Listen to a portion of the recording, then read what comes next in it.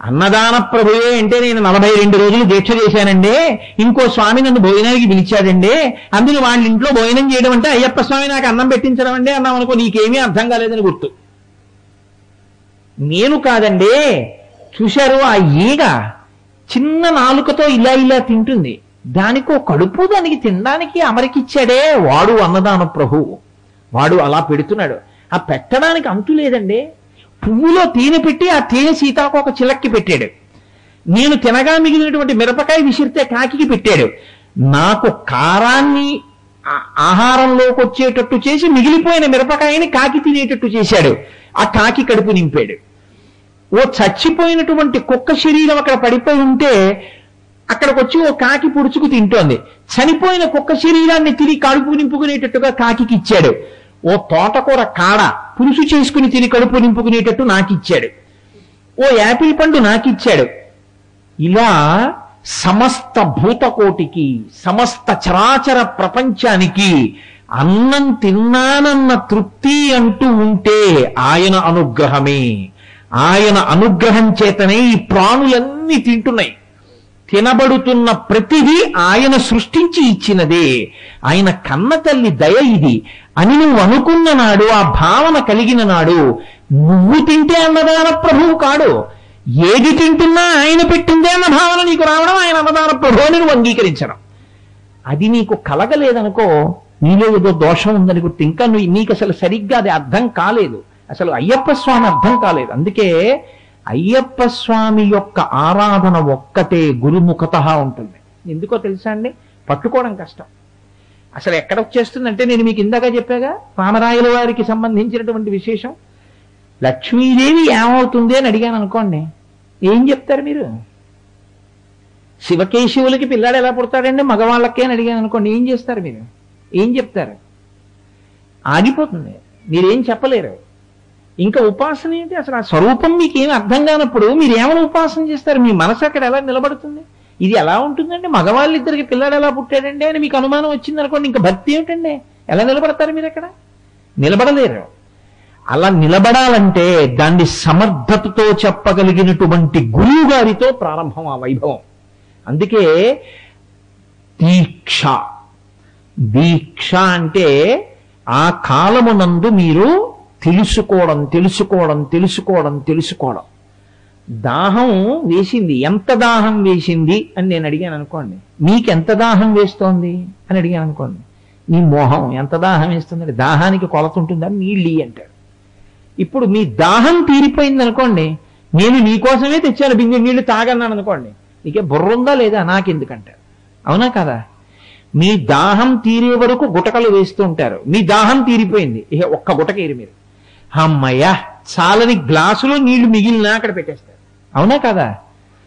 మీ దాహం తీరే వరకు గుటకలు వేయడం ఎటువంటిదో, గురువు గారి దగ్గర కూర్చుని నేర్చుకోవడం నేర్చుకోవడం నేర్చుకోవడం నేర్చుకోవడం పనిగా పెట్టుకోవడమే అయ్యప్ప స్వామి వారి యొక్క దీక్షా విధానం.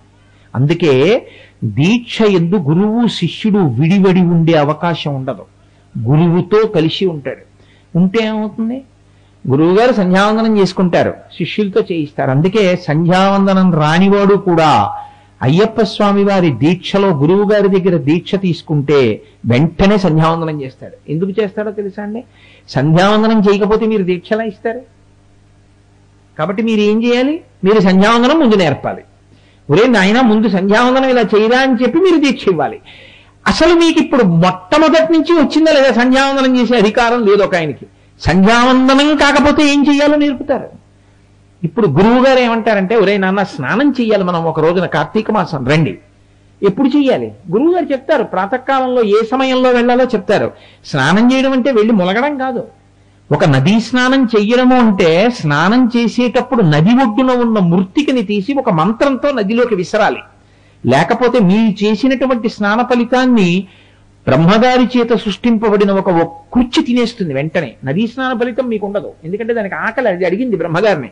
అడిగితే ఆయన అన్నాడు, నది ఒడ్డున ఉన్న మట్టి సమంత్రకంగా విసరకుండా స్నానం చేసిన వాడి నదీ స్నాన పుణ్యాన్ని నువ్వు తినే అన్నాడు. అది నదుల ఒడ్డున తిరుగుతుంటుంది అందుకే. కాబట్టి ఇప్పుడు నదీ స్నానం చేశారని ఈయన అనుకుంటాడు. ఈయన పుణ్యం ఎవరు తినేస్తారు? కృచ్చి తినేస్తుంది. కాబట్టి ఇప్పుడు గురువు గారు ఏం చేస్తారు, ఇప్పుడు ఈ మంత్రం చెప్పండి అని నది ఒడ్డుని నిలబడతారు. ఆయన చెప్తారు, శిష్యులు చెప్తారు. ఆయన విసురుతారు, శిష్యులు విసురుతారు. గురువు గారు స్నానం చేస్తుంటారు, శిష్యులు స్నానం చేస్తుంటారు. స్నానం చేయడం అంటే మీరు ఒకటి గుర్తుపెట్టుకోండి, ఎలా పడితే అలా స్నానం చేయకూడదు.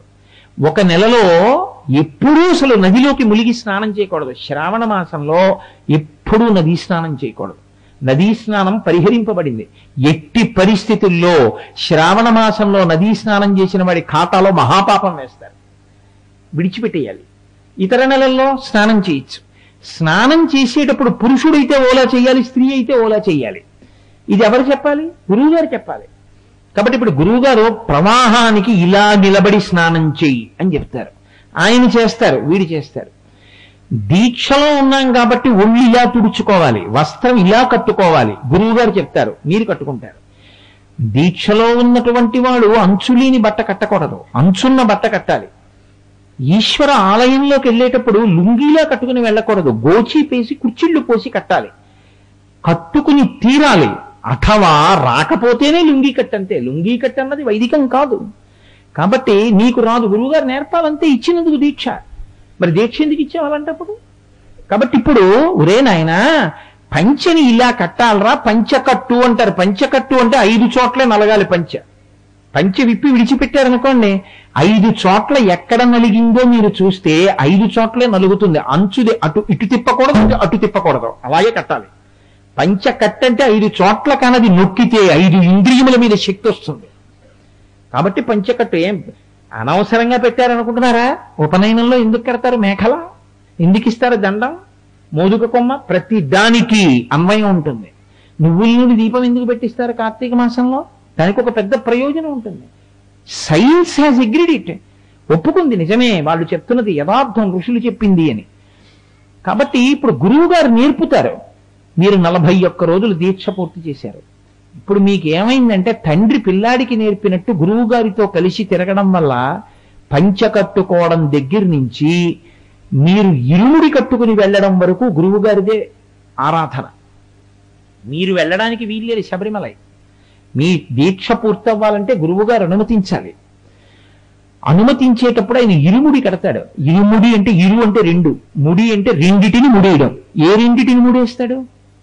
ఈ శరీరాన్ని లౌకికంగా పోషించుకోవడం, లౌకికంగా దీన్ని పోషిస్తూ ఈశ్వరుణ్ణి చేరుకోవడానికి దీన్ని వాడుకోవడం, ఈ 2 నేర్పడం, ముడేయడం, అది ఇరుముడి. అది ఎవరెయ్యాలి? ఒక్క గురువుగారే వెయ్యాలి, ఇతరులకి రాదు అది. మిగిలిన వాళ్ళు ఏం చేస్తారు? అందుకే అమ్మ చెయ్యలేంది, నాన్న చెయ్యలేంది గురువు చేస్తాడు.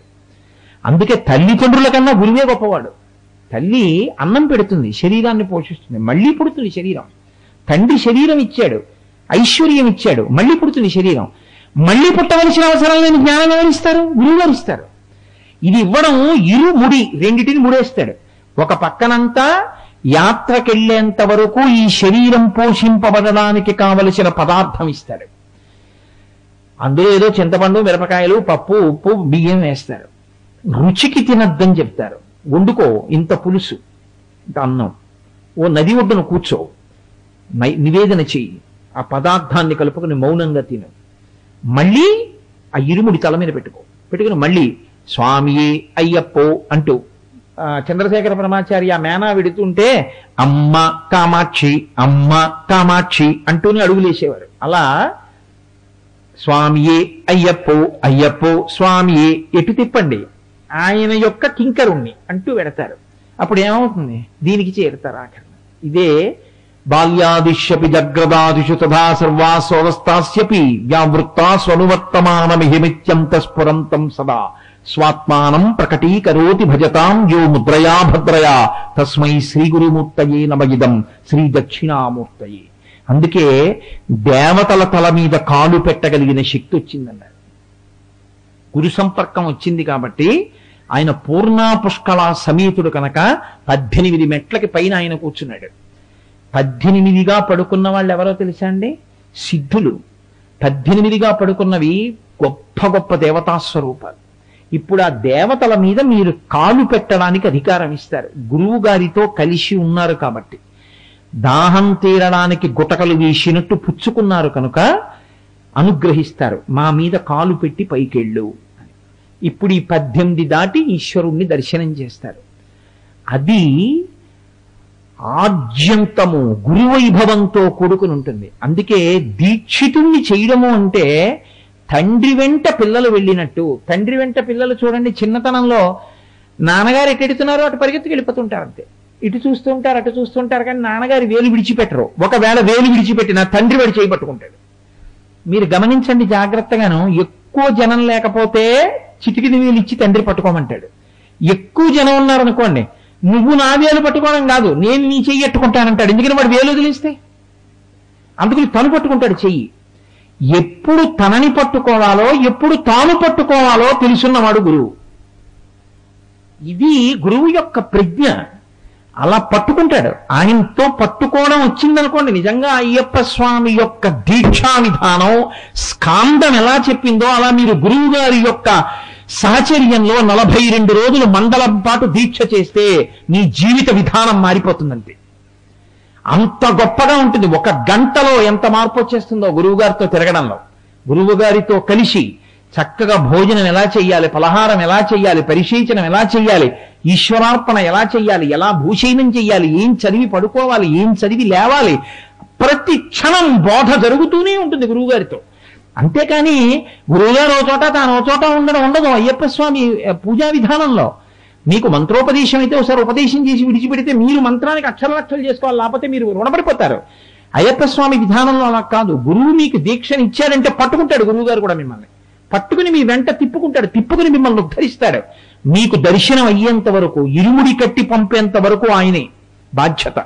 అంత గొప్ప స్వరూపం లోకంలో అయ్యప్ప స్వామి యొక్క స్వరూపం. నేను అందుకే మీకు ఎలాగో మనవి చేశాను కాబట్టి ఒక మాట చెప్పి ఇవాళ నేను ఈ అయ్యప్ప వైభవాన్ని పూర్తి చేసి శివ వైభవంలో 4 మాటలు చెప్పి పూర్తి చేసేస్తాను.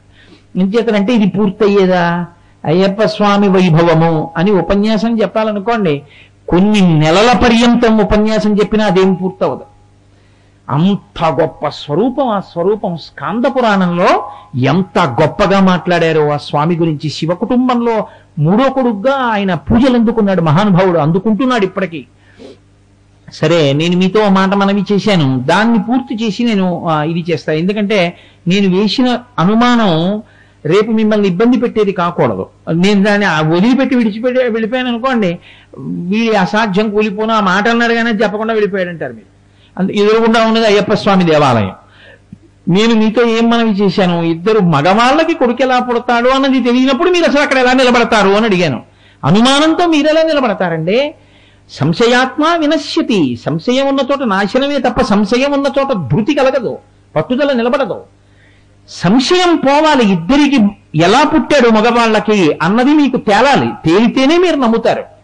దీనికి మహానుభావుడు జగద్గురువులు కనుక శంకర భగవత్పాదులు ఈ రహస్యాన్ని సౌందర్యలహరిలో చెప్పారు.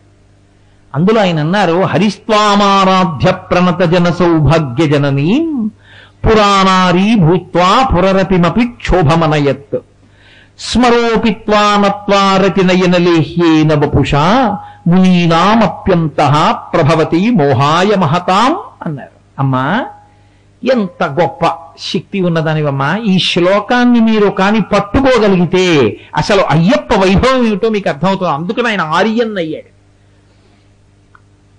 హరిస్త్వాం ఆరాధ్య, హరి అంటే విష్ణువు, త్వాం నిన్ను, ఆరాధ్య సేవించి.